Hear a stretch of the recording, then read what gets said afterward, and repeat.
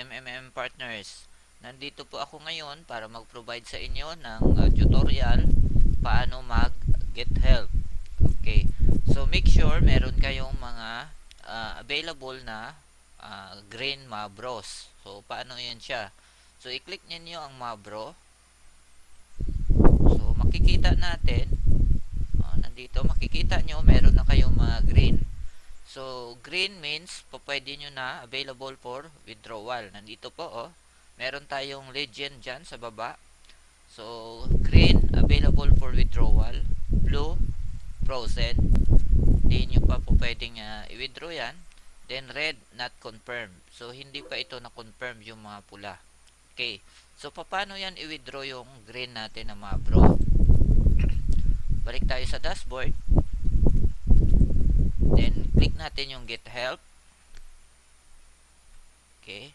Then, select bank account or card registered earlier. So, nakaset up na yung mga Bitcoin wallet natin. Bitcoin account sa ating MMM account. So, as is lang yan. Then, click lang ninyo yung next.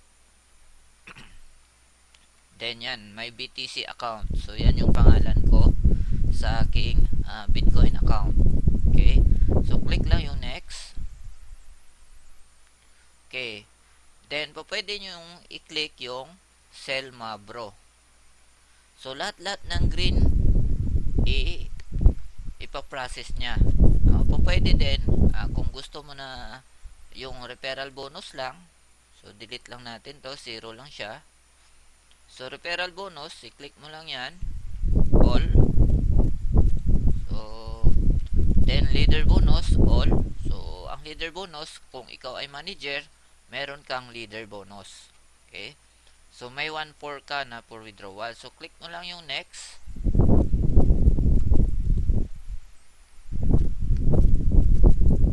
Then, confirm contents of your request. So, i-review mo lang. Meron siyang 2 account. So, i-review mo kung tama ba yung pupuntahan niya na account. No? Ito yung BTC mo, Bitcoin. Then, name of the bank, branch. Wala tayo kasi hindi tayo gumamit ng bank.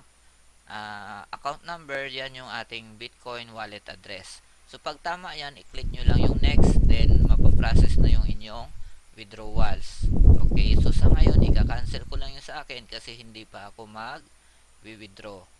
Okay, so I hope clear sa inyo at I hope nakatulong itong aking maikling tutorial. Salamat!